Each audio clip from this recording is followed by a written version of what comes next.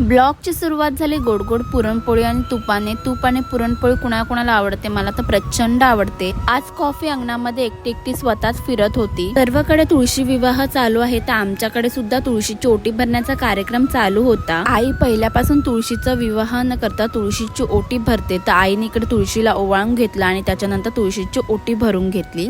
तुळशीच्या चारी बाजूला रांगोळी उमटली, हाराने तुळस सजली गेली, उसराव बाजूला येऊन बसले, पंत्यांनी शोभा वाढवली, गणपती वेड्याने पूजा सुरू झाली, ओटी भरली गेली, प्रसादासाठी गोड पोह्यांनी हजेरी लावली. अशी झाली तुळशीची पूजा. तुळशीची पूजा करून झाल्यानंतर मग आम्ही मामाकडे पूजेला गेलो. पूजा झाल्यानंतर मग मंचुरियन करायला घेतले. त्यासाठी कोबी स्वच्छ धुवून चिरून घेतली. त्यामध्ये मसाला, शेजवान चटणी, आलं लसूण पेस्ट, मीठ, कॉर्नफ्लॉवर आणि मैदा घालून छान मिक्स करून घेतलं. मग कढईमध्ये तेल गरम केलं आणि त्याच्यामध्ये मंचुरियन फ्राय करून घेतले. तयार होतात आपले गरमागरम मंचुरियन्स. व्हिडिओ आवडला असेल तर चॅनलला लाईक, शेअर, सबस्क्राईब करायला विसरू नका. भेटू पुढच्या मिनी ब्लॉग मध्ये.